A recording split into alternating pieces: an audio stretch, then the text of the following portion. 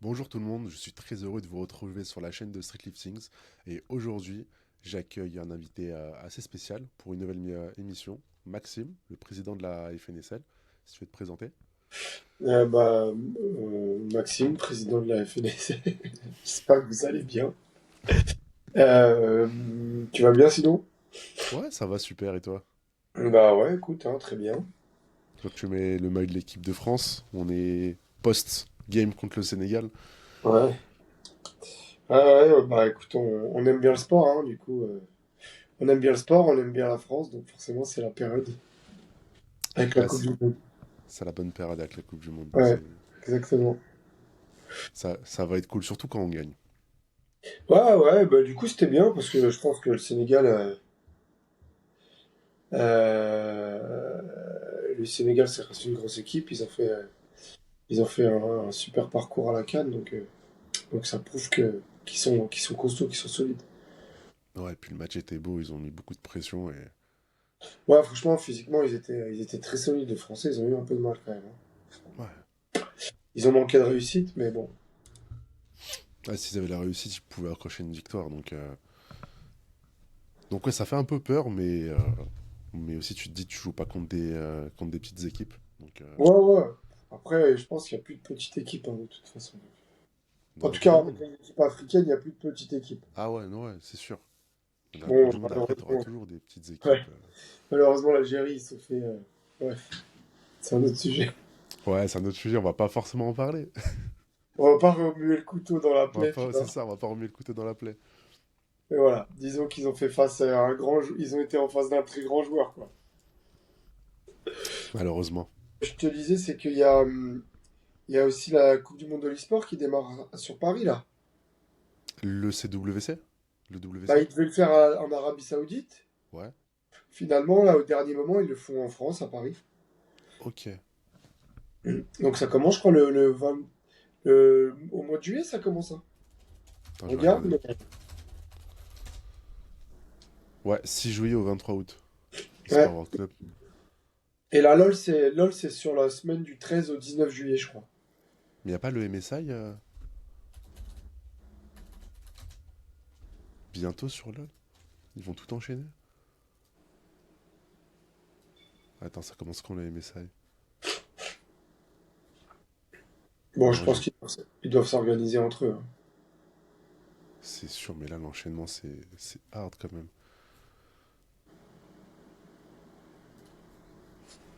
Non, j'ai pas les dates de début.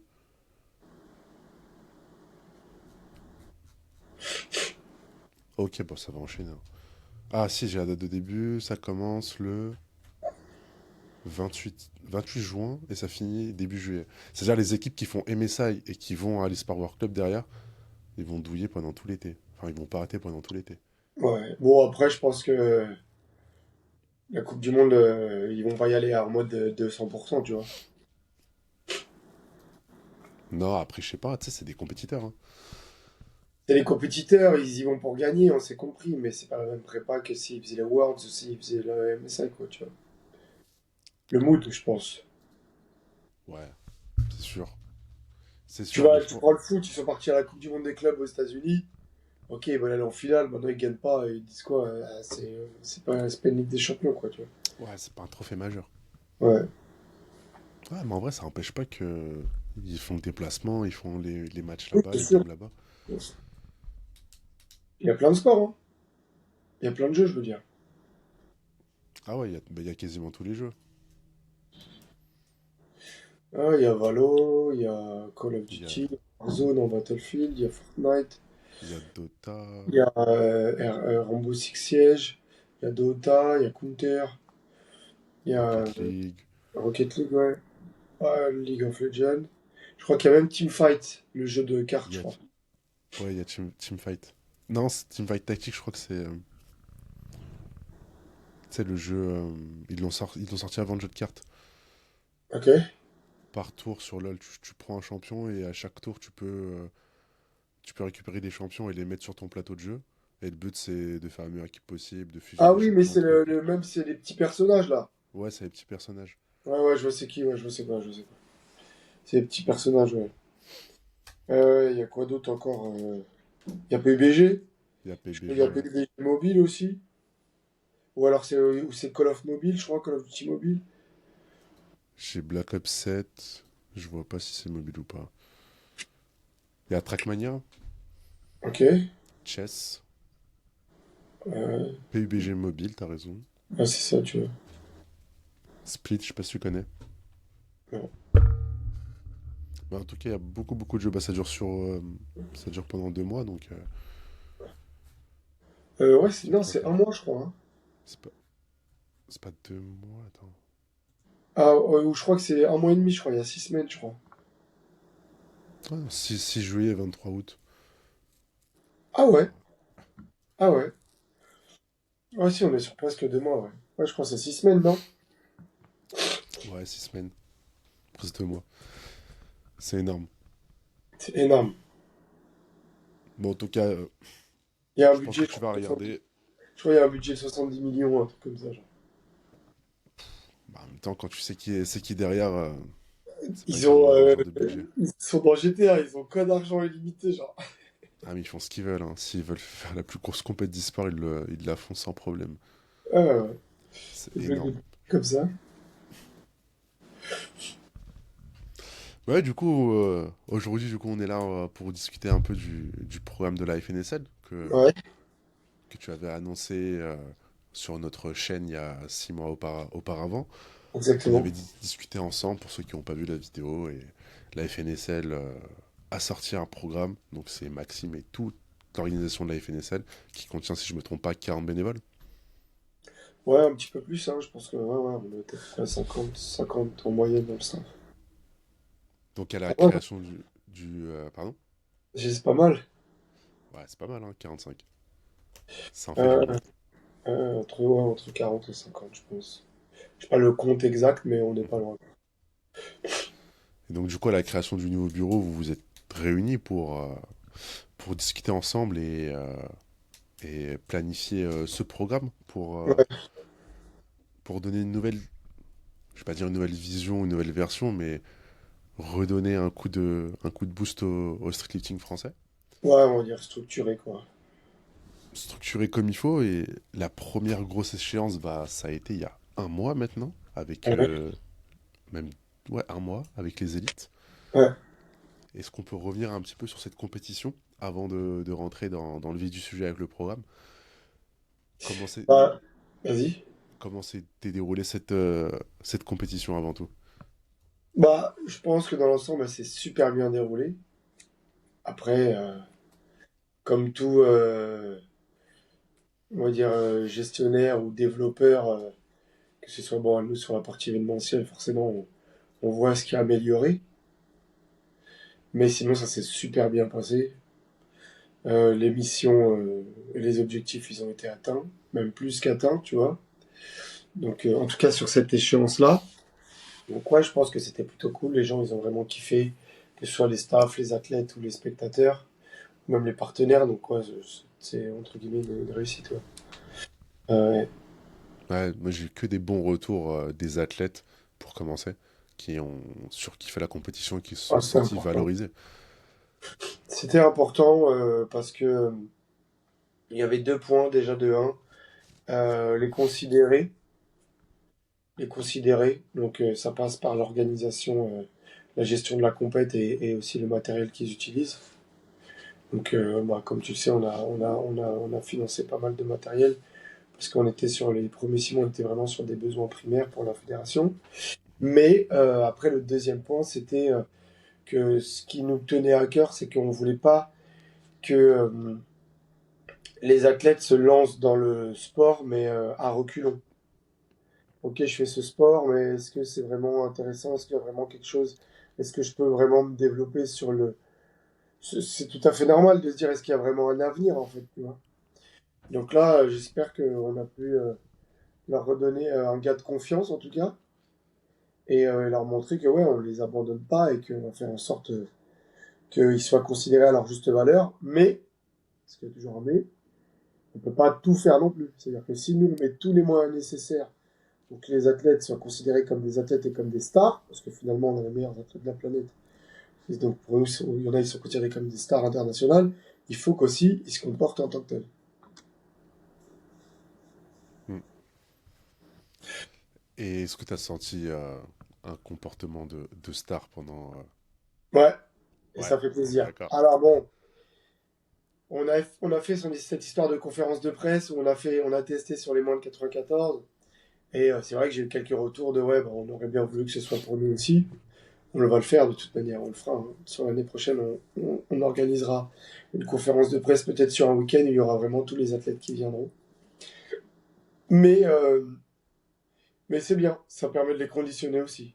Parce qu'on veut bien faire des conférences de presse, mais il faut que tout le monde joue le jeu, quoi. Les moins de 94, ils ont tous joué le jeu. Ah, pour le coup, ils ont tous joué le jeu et on a vu que ça s'est très bien passé. Et derrière la retombée médiatique, moi j'ai vu des commentaires de personnes carrément qui disaient que, mais en fait, votre sport c'est pas du MMA, c'est pas de la boxe, vous n'avez pas à faire des conférences de presse. Ça peut, on peut prendre ça comme négatif, mais du coup, entre guillemets, on vient nous comparer à des gros sports qui sont ancrés depuis longtemps. Donc, on a tout De toute gagné façon, il y a des là-dessus. conférences de presse pour tous les sports, hein. Le foot, ils font, le Mhm. tennis, ils font, la Formule 1, ils font. Enfin, les conférences. Les gens, ils ont pas de connaissances sur le sujet, tu vois. T'as énormément de sports euh, individuels en équipe. Et on prend juste deux gros sports incroyables. Tu prends la Formule 1 et le cyclisme, c'est du sport individuel en équipe. On appelle ça des écuries en F1. Je sais pas, on appelle ça comment dans le cyclisme. J'ai oublié le mot. Deux équipes.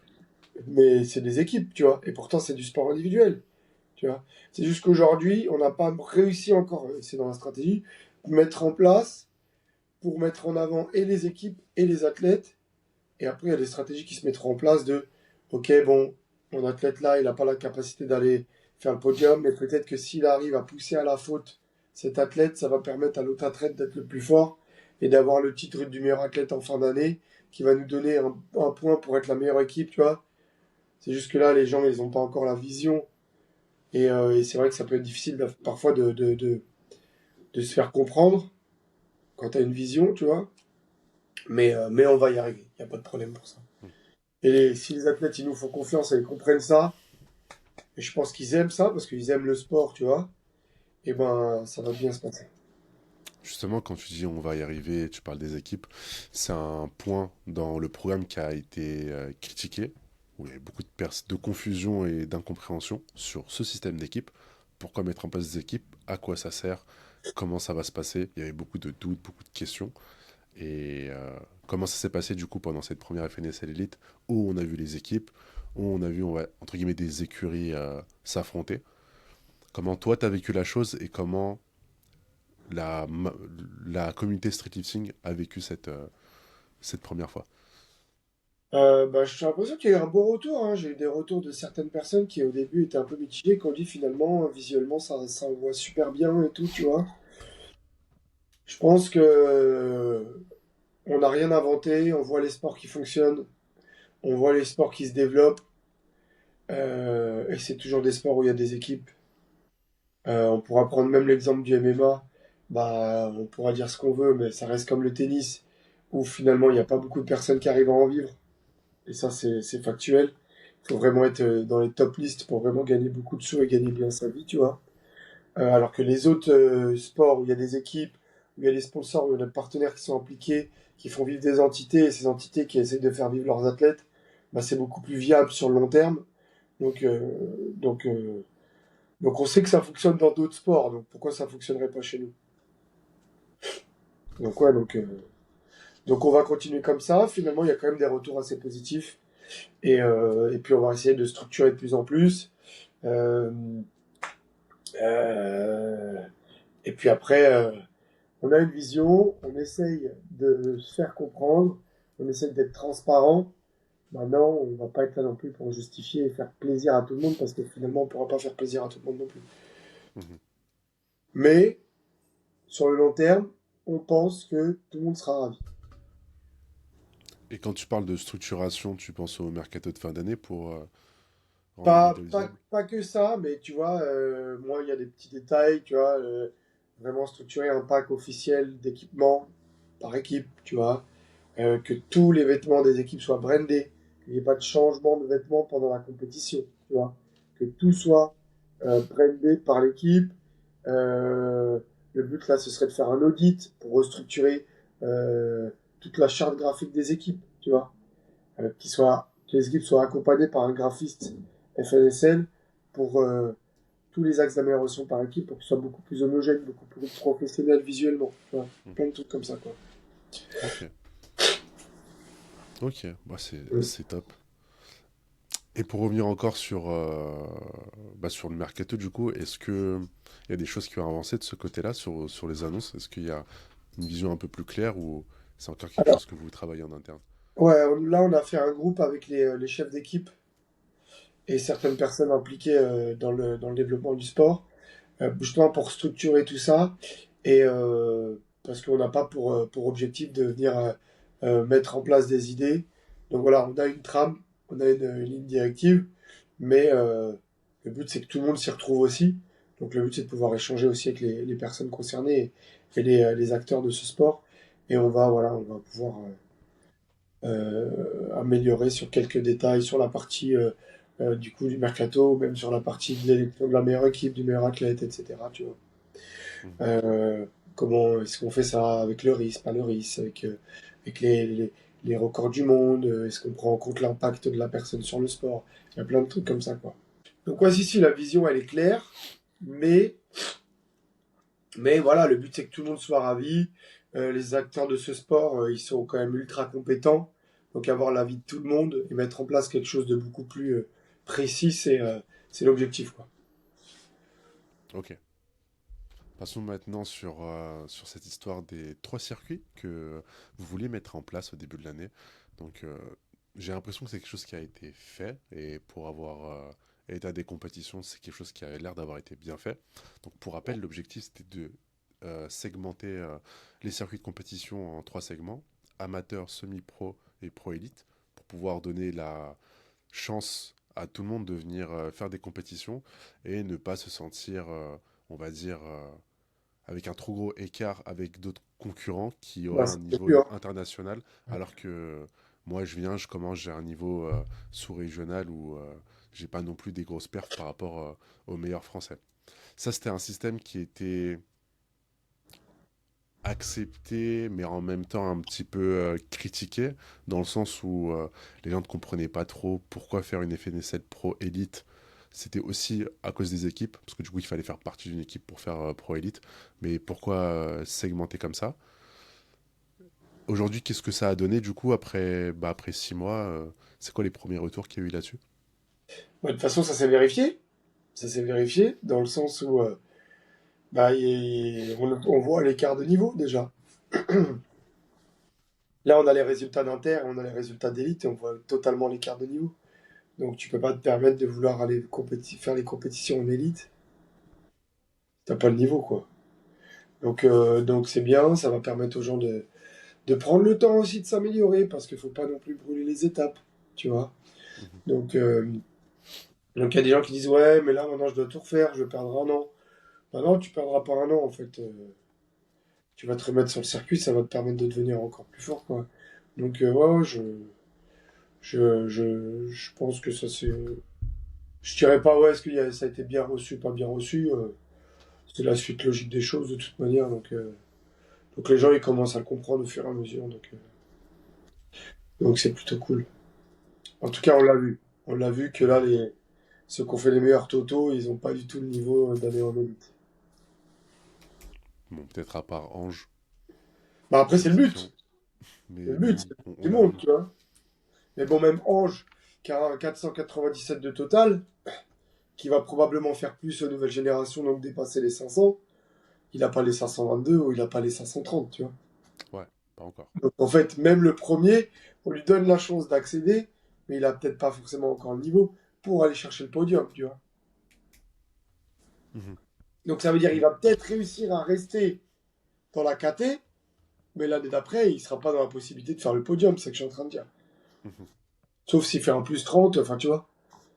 Ouais. Mais après, de toute façon, je disais Ange, mais c'est un cas à part, c'est une exception Ouais, ouais, ouais. par rapport à la majorité. Mais ce qui est bien, je trouve, c'est que du coup, il y a vraiment une sorte de chemin que vous avez mis en place et que les gens doivent prendre et qui peuvent comprendre que, ok, les élites, c'est une compétition réservée aux élites. Maintenant, j'ai envie d'y aller. Et si je veux y aller, bah, il faut Ouais. d'abord que je passe par le semi-pro. Et là, tu peux te rendre compte que, ok, il y a vraiment un très gros niveau aux élites. Et c'est pas comme avant où tu pouvais te dire, je fais une interrégion. S'il y a des athlètes Mais, français qui vont faire des compétitions à l'international pour se qualifier, bah, du coup, ça laisse de la place à la CNSL. Là, ça laisse plus de place. Dans un sens, c'est bien parce que du coup, les élites, on a vu des performances monstrueuses. C'est le meilleur qualifier Final Rep cette année. C'est là où il y a eu les plus grosses perfs. C'est là où ouais. il y a eu la meilleure ambiance. C'est là où il y a eu la meilleure organisation. C'était, franchement, c'était une masterclass à voir. J'étais même pas présent sur place, mais tous les retours que j'ai eus et sur le live que j'ai vu, c'était une masterclass à voir.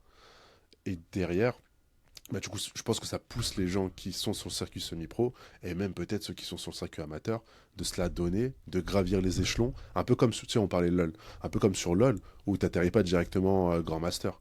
Ah Tu bah non. atterris, tu commences, t'es silver, t'es bronze.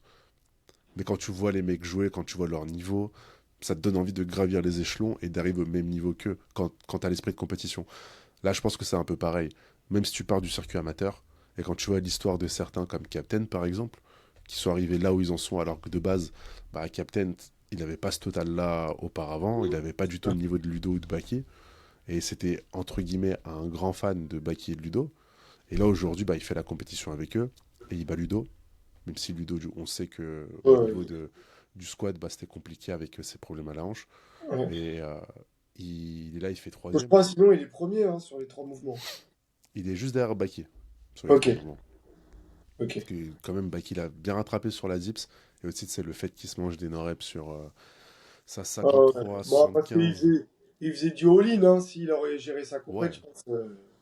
Ouais, de toute façon, il avait annoncé que pour lui, c'était all-in. Il était là pour S'il faire des gérait grosses sa perfs. compète, je pense il pouvait finir au premier ou alors il était au moins deuxième, ça c'est sûr. Je sais pas, parce que le squat, malheureusement, ça Non, pèse j'ai dans la dit s'il balance. n'était pas blessé, s'il était en forme, quoi. Ah, tu veux dire même au niveau des hanches? Ouais. Ouais. Ah bah ouais, c'est sûr, hein. Bah, s'il nous refait le même squat qu'à Final Rep en Parce qu'il serait 2023. pas.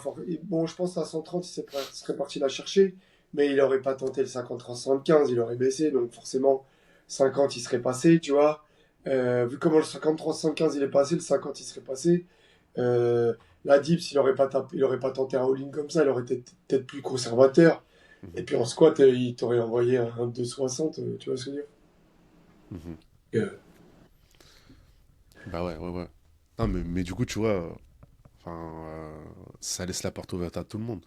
Tout le monde a envie Et aujourd'hui de. puis, il faut aussi respecter ses athlètes. Je suis désolé, j'ai rien contre les athlètes qui ont des niveaux, qui ont des niveaux qui sont pas du même niveau. J'ai pas envie de dire niveau inférieur parce que même ceux qui font les compétences d'interrégion sont très bons, mais qui n'ont pas le même niveau que les élites, tu vois. Euh, Tu peux pas te dire je vais accéder à faire une compétition avec ces mecs-là. Tu te prends pour qui? Tu vois? Tu te prends pour qui? Faut que tu sois patient, mec, en fait. Faut que tu sois patient, tu vois. Donc là, Ange, il va probablement monter. Il va faire plus de 500. Mais l'année prochaine, il est même pas sûr de faire podium. Donc après, c'est un processus. Et le but, quand on a mis ça en place, c'était en mode, il n'y a pas un mec de nulle part qui dit, ah bah moi je vais aller tester ce sport pour voir ce que ça donne. Mec, tu les côtoies pas en fait. Tu vois? Fais un premier pas si tu veux, mais tu côtoies pas l'élite, c'est n'importe quoi. Ouais, c'est ça. Enfin, tu vois, moi, pour faire le Enfin, je veux parallèle dire, c'est pas une kermesse, nous avec, c'est un sport sérieux, quoi, tu vois. le football américain, comme j'en fais ici en France, c'est à peu près ça. Tu peux pas venir commencer et rentrer directement dans une équipe de première division Bah et oui. affronter les meilleurs. Tu dois Mhm. faire tout le processus, tu dois apprendre, tu dois progresser, tu dois devenir meilleur et là, tu pourras les affronter.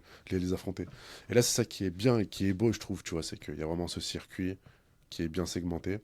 Tu peux rentrer dans le process et si tu kiffes vraiment ce sport, bah, tu vas kiffer le process et même si ça prend 2 3 ans, bah, c'est ouvert à tout le monde. Comme dit Ludo, tous ceux qui charbonnent et tous ceux qui se la donnent à l'entraînement, bah, même s'ils partent d'un niveau qui peut sembler inférieur à la moyenne en France, bah, ils ont toutes les cartes en main pour, en Mais surtout 3 ans, qu'avant, il y voire avait pas plus, d'obje- pour avant, il y monter les avait pas niveaux. d'objectif, tu vois. Il n'y a pas d'objectif pour les gens. Ah, vas-y, salut les gars, cette année, je me mets au street, je vais voir ce que je suis capable de faire. Les mecs, ils font, après, ils disent quoi? Bon, de toute façon, les mecs, c'est des monstres, je pourrais jamais gagner.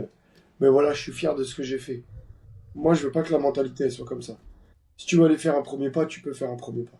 La mentalité, c'est que maintenant, il faut créer un circuit, un parcours de je m'investis dans ce sport sur le long terme parce qu'il y a quelque chose à faire comme dans tous les sports pro, tu vois.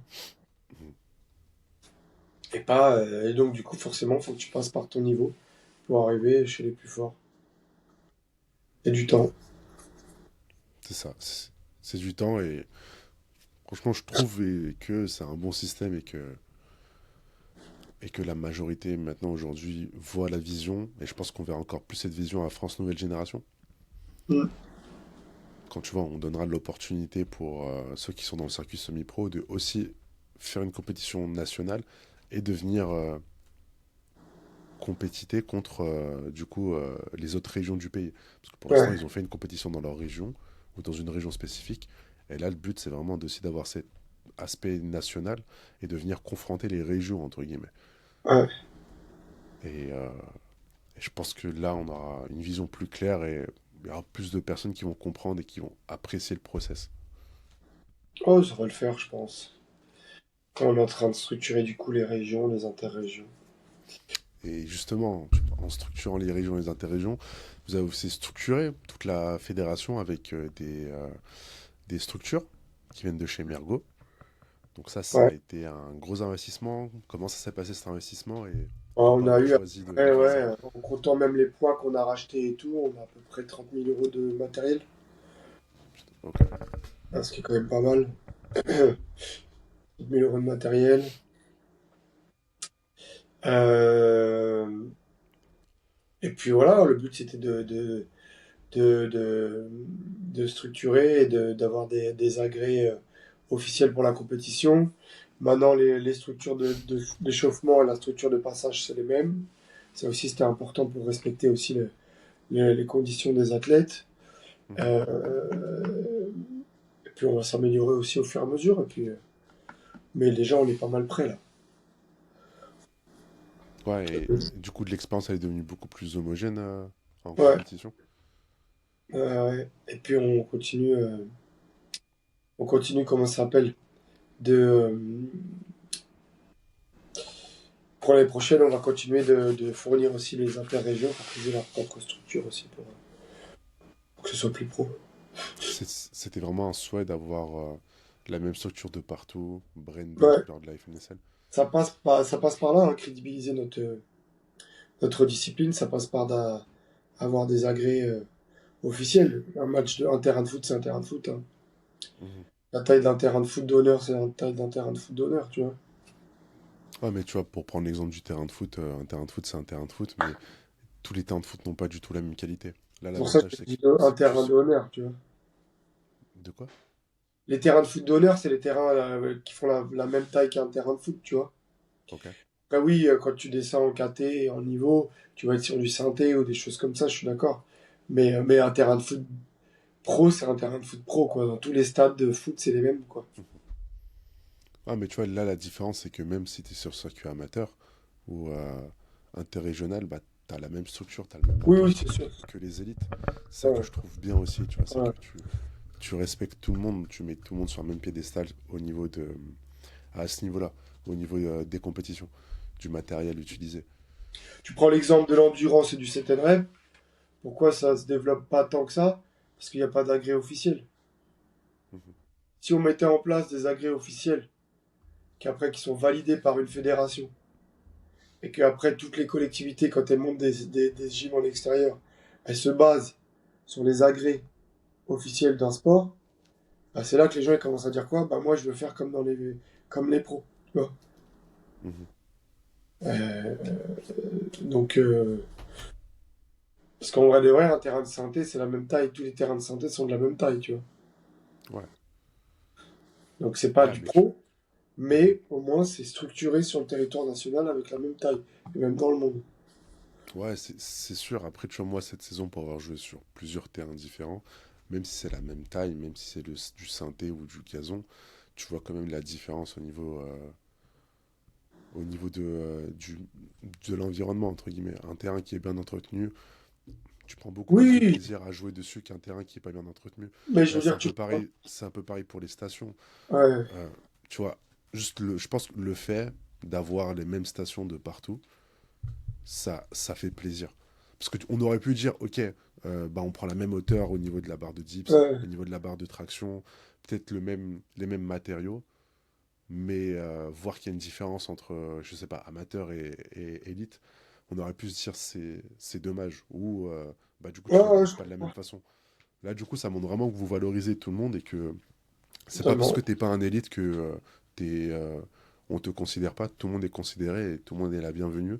Et on vous accueille dans les meilleures conditions Ah ouais, c'est certain, bah, pour kiffer votre compétition. Et surtout performer dans les meilleures conditions. exactement. Donc ouais, ouais, non, c'était vraiment un point important.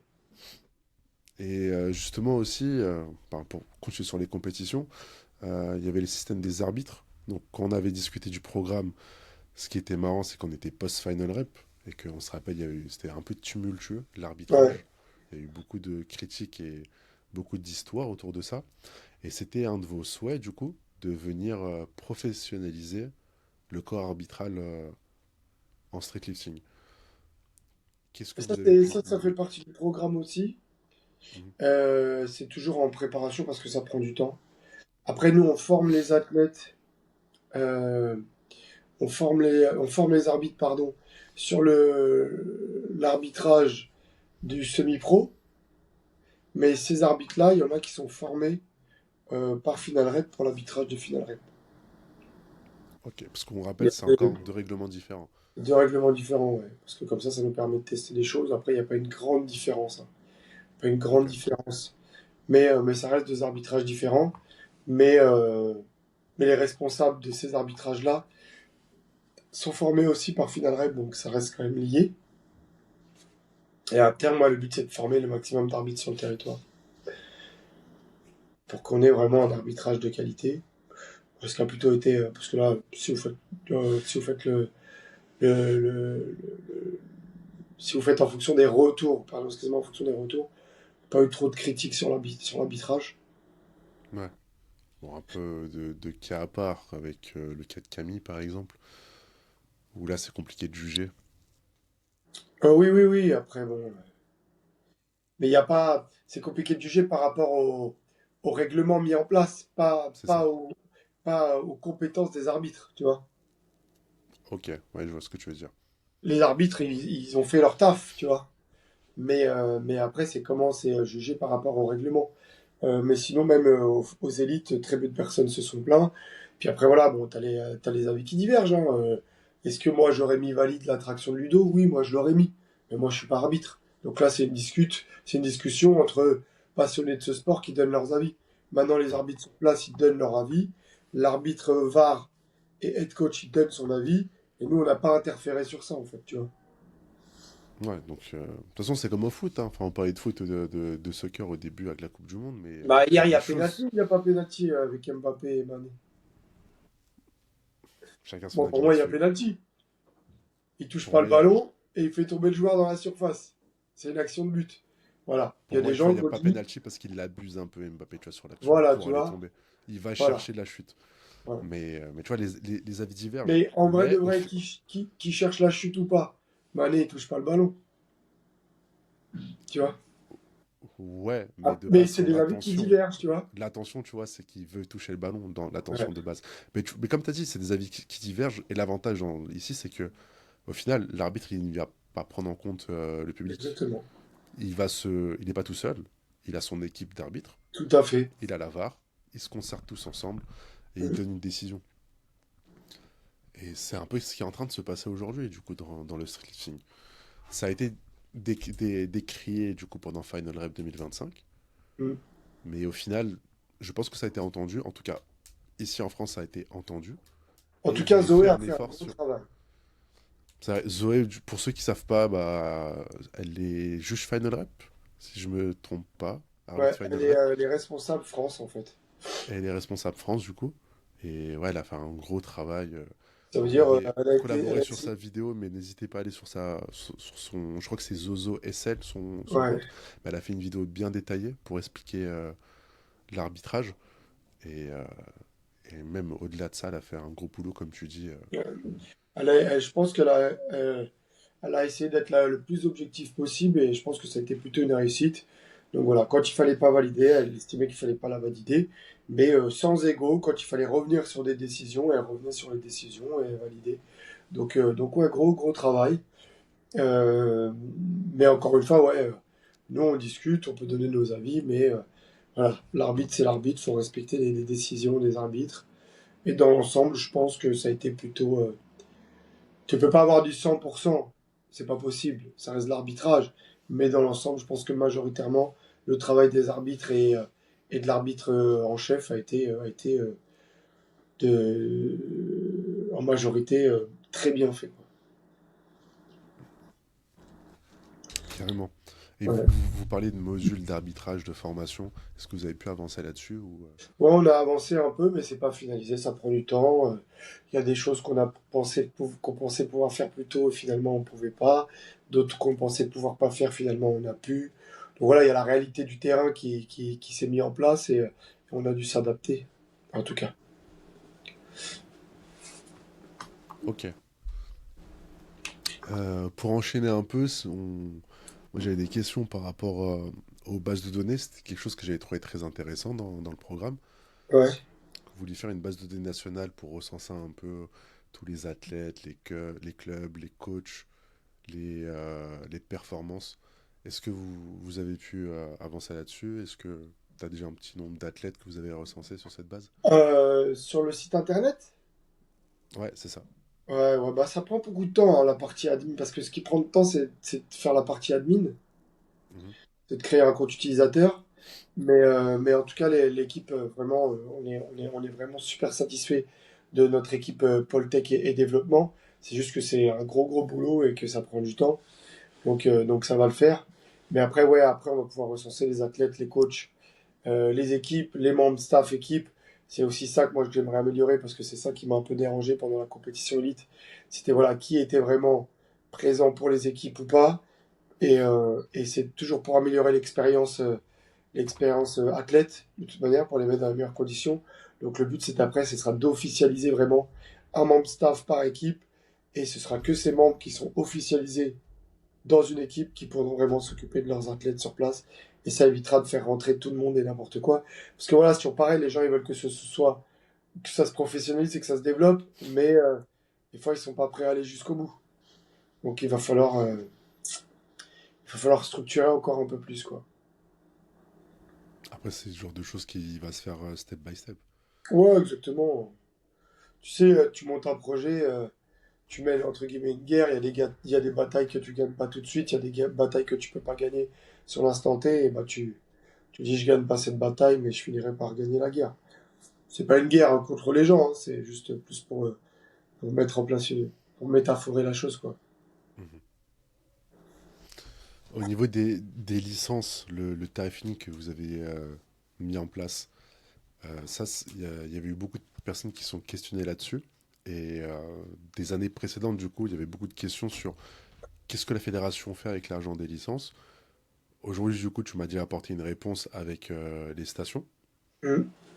Est-ce que vous avez investi dans autre chose avec cet argent-là qui ont permis à développer la fédération? Du matériel électronique, beaucoup de branding aussi. Beaucoup de branding, on a dû louer des choses.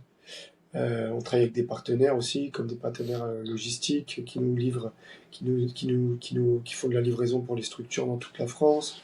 On fait du stockage aussi.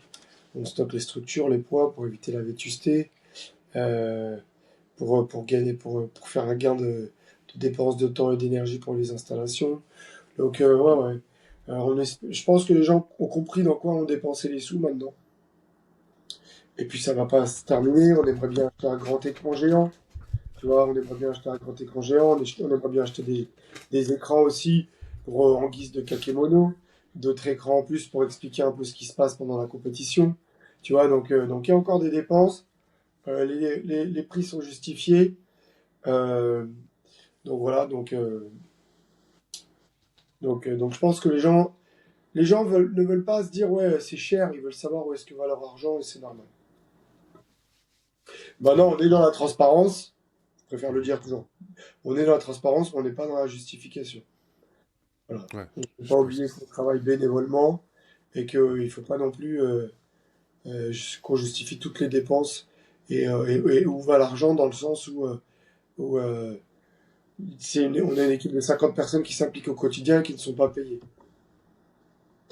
Mais c'est qui normal gagne. d'être transparent et de dire dans quoi est-ce qu'on va dépenser l'argent des, euh, des adhérents en tout cas. Et au niveau des adhérents, est-ce que vous avez atteint le quota que vous aviez visé pour cette Non, année? on aimerait plus. Donc en espérant que l'année prochaine on ait plus de personnes encore. Est-ce que tu peux donner des chiffres là-dessus ou Je pense qu'on doit être autour de 400 adhérents, je pense. Entre 300 et 400 adhérents. Ok, Ce serait bien, on aimerait bien dépasser les 500. ok. Ouais, donc c'est des chiffres qui sont énormes déjà pour Ouais. autant d'adhérents de pratiquants en France. Et je sais pas, il y en avait eu combien l'année dernière? L'année dernière, je crois qu'il y en avait plus parce que bah, du coup c'était moins cher, je crois. Et puis après, si je dis pas de bêtises, on n'a pas encore fait les only, donc il y a des gens qui vont s'inscrire. Ok. Ouais, donc il y a encore ça Et à les prendre en compte. masters. Les masters. Et les masters, ouais, c'est vrai. Ok. Et est-ce que vous avez déjà des idées pour essayer de ramener plus de pratiquants, d'adhérents? Est-ce que tu Bah, on penses va qu'il faut s'ouvrir mettre en plus région, de... tu vois. On va s'ouvrir en Mhm. région. Et puis on va s'ouvrir au Dom-Tom aussi, donc, euh,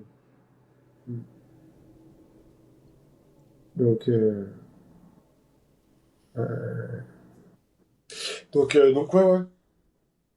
On va s'ouvrir aux régions et puis on va s'ouvrir au Dom-Tom, donc ça va déjà faire augmenter les gens.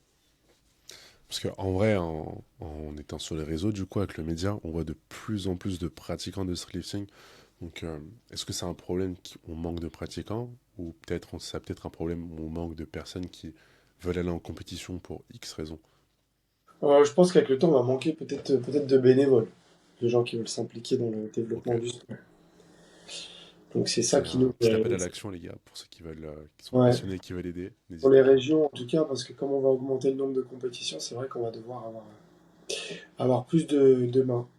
Et plus on va faire ça, plus on va créer de l'engouement, plus on va créer des intéressés, plus on va faire rentrer des sous, et plus on pourra commencer à payer aussi certains intervenants, quoi, certaines personnes qui participent Hmm. aux compétitions dans l'organisationnel, quoi. Ok. Maintenant, je vais aborder le point du long terme. Tu disais dans le programme que tu voulais ouvrir les compétitions à l'international et surtout à la francophonie. Est-ce que c'est toujours d'actualité? Est-ce que du coup l'échange des euros qui vont arriver, qui vont se passer en France du coup, vont aider pour faire ça? Bah, ça va déjà être le cas l'année prochaine, hein. L'année prochaine, t'as des athlètes qui veulent venir faire la compétition en France, hein. Des Anglais, il y a même des Coréens et tout, tu vois. Ok. Donc ce sera ouvert sur la partie élite, puisque vous savez qu'on a une case en plus pour les étrangers. Et Comment ça fonctionne du coup ce système de cases en plus pour les étrangers? alors nous, on fonctionne sur non-résidents français, Mhm. déjà. Donc il y a des gens qui vont dire oui, Lionel est portugais, Ariel il est algérien, Christian il est camerounais. C'est des résidents français, donc ils sont considérés comme des participants français, tu vois. Mhm. Ou Walid qui est italien, tu vois, par exemple. C'est les gens qui sont pas résidents français, donc tu as le Ouais. droit à une place en plus en tant qu'étranger. Mais il faudra qu'ils fassent forcément partie d'une équipe. Donc, comme les All Bars ont fait cette année, ils ont signé un contrat avec l'Italien qui voulait participer. Comme Et puis, l'équipe anglaise aussi. ah oui, et Bitstrand, exactement. Ouais. Ok. Et là, on va probablement restructurer aussi les équipes qui vont participer au circuit. On verra si on réduit pas le nombre d'équipes ou pas. T'as trouvé qu'il y Et, avait beaucoup d'équipes?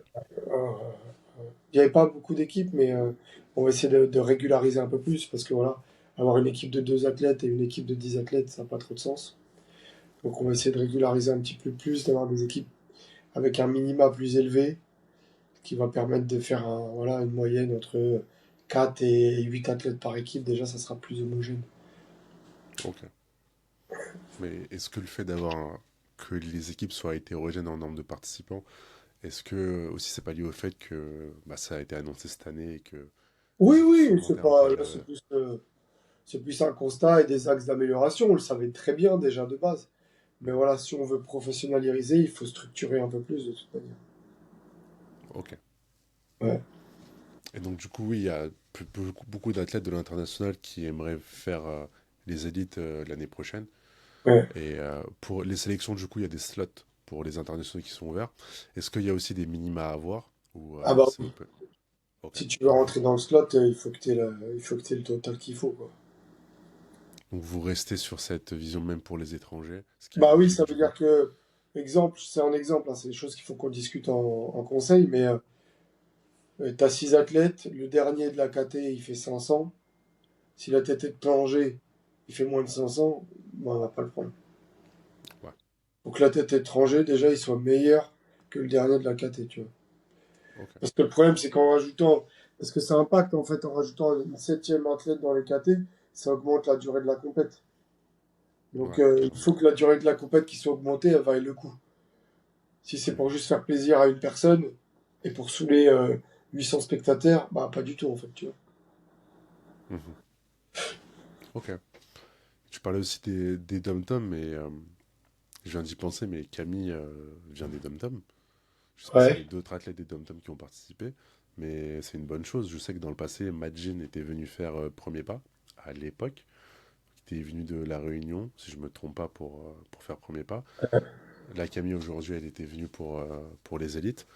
C'est c'est bien, du coup, que même si ça coûte cher de venir, mais c'est bien de Bah, il y a une transmettre grosse ça. commu, hein. Il y a une grosse commu à La Réunion, donc là on va essayer d'ouvrir Réunion. On va essayer hein, d'ouvrir Réunion, Martinique, Guadeloupe. Si on peut pas, on fera que Réunion et Guadeloupe pour le moment. Mhm. Faire des compétitions là-bas. Ouais, compétition là-bas, et puis après on fera, pour les inters, on fera une sorte de mock meet instantané, tu vois, où ils feront leur compétition en même temps, euh, mais pas de manière confrontée, tu vois. Pas en confrontation directe, ce qui permettra de les qualifier pour les nouvelles générations. Ok, donc c'est bien, ils seront intégrés du coup C'est vrai. semi-pro, Ouais. même amateur en soi, avec les autres compétitions qui peuvent être organisées là-bas. Et derrière, même les élites, c'est pareil, bah, on a vu l'exemple de Camille par exemple. Donc c'est super bien du coup que vous ayez pu faire ça cette année, que Ouais, c'est trop cool. ça se développe de plus en plus. C'est trop cool. Mm, mm, mm. Et du coup, pour en venir un peu sur toi, qu'est-ce qui a été le plus difficile à mettre en place? Qu'est-ce que tu as trouvé le plus compliqué depuis que tu as pris la présidence à mettre en place? Et qu'est-ce qui a été la chose la plus game changer? Le plus compliqué, je pense que c'est d'avoir les lieux. Mhm. On a fait des compètes où des fois, 3 jours avant, on n'a toujours pas le lieu, genre. Mais on a annoncé le lieu quand même. J'étais en mode. FNSL Sud-Est? Non, non, non, sur Paris, hein. Les Sur compètes Paris, sur Paris, ok. hein. Ah ouais. Je crois que c'est les interrégions, 3 jours avant, j'ai toujours pas la validation de la ville, quoi. Putain. Ouais. Donc, Et t'arrives à dormir, à être serein avec, sans la validation, 3 jours avant la compète? bah, ça a été un peu cucu ce que je te dis, mais t'as vu, moi je suis très croyant, donc je pars du principe que tant que j'ai un lit et que je peux manger et un toit, il n'y a rien qui m'empêchera de dormir, tu vois. Je Mhm. pense qu'on n'est pas à plaindre, Ouais. donc, c'est pour ça que j'ai dit c'est un peu cucu, tu vois, de faire le parallèle sur ça. Donc ouais, je suis pas trop axé stress. Je pense que je stresse quand même un minimum parce que je suis un être humain, mais voilà, je suis pas très anxieux comme personne en fait, tu vois. Ok. Donc ouais, c'était relou, mais bon, c'est des petits challenges quoi. Si c'était facile, ben, tu vois, si c'était facile, ça se saurait, tout le monde le ferait, tu vois. Ouais, tout le monde le ferait. Puis Ouais. c'était quoi la phrase du coup que t'as sorti un peu seules les personnes qui ont le poids de. Ah, le slogan de la Fédé? Ouais. Ah ouais, bah seuls ceux qui portent la charge, c'est combien elle pèse, hein. Ouais, c'est Et vrai. ça, c'est à tous les niveaux dans la vie, hein, de toute manière. Donc si tu peux le prendre à... Donc s'interpréter différemment, mais, euh, mais ouais, je pense que c'était ça le plus relou, entre guillemets. Et après, ce qui était game changer, bah, je pense que c'est ça, c'est tout cet aspect organisation, logistique, qui nous permet de dépenser le moins de temps et d'énergie sur l'installation, qui fait en sorte que les jours J, ça se passe super bien, tu vois. Mhm. Et moi, c'est ce que je veux. C'est comme ça que je veux protéger. Je vous dis je là parce que du coup c'est mon secteur, la partie logistique, installation et tout. Euh, c'est là que je veux protéger les membres du staff.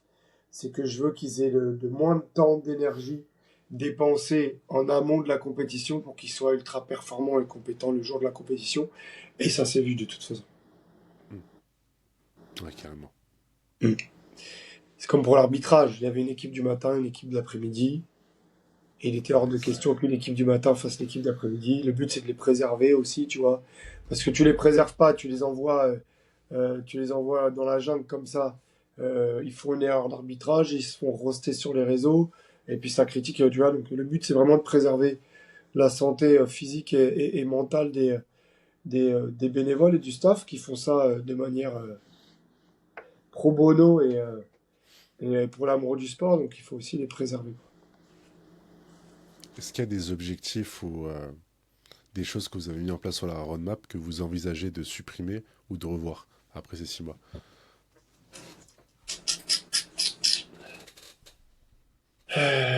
Tac, tac, tac, tac, tac. Ouais, bah oui, je vous avais parlé de changement de catégorie. C'est vrai. C'est vrai. Là, on est en train de. C'est plus trop d'actualité. Ok. On va se concentrer sur autre chose pour le moment. Euh, donc ça, déjà, pour le moment, ça a été mis un peu de côté. Peut-être que ça va être toujours utilisé sur la partie peut-être master, mais plus parce qu'il y aura peut-être moins de personnes. Et peut-être que sur les masters, on va faire ça que au risque finalement et on va pas mettre de KT du tout. Euh, ou alors peut-être le mettre en place sur la partie only. Parce que pas sûr que ça joue vraiment le nombre de KT. Et puis c'est surtout, les only c'est beaucoup plus de l'événementiel et de l'entertainment que du pro, tu vois. Donc on peut se permettre de mettre des petits changements pour que ce soit déjà plus accessible aux néophytes, tu vois. Donc pour Mhm. les only, il y a possibilité qu'on mette les KT qu'on avait demandé et qu'on fasse aussi que deux passages et probablement du passage en simultané. Tu Pour Léonie aussi, que de vois. passage? Ouais, juste pour les only finalement. Ok. Ouais. Et est-ce que vous aviez une promesse au début qui était de que personne, pardon, que personne ne restera sur le bord, donc tout le monde sera dans le même bateau et tout le monde va monter dans le train. Est-ce que jusqu'ici cette promesse a été tenue? On essaye en tout cas. Mhm.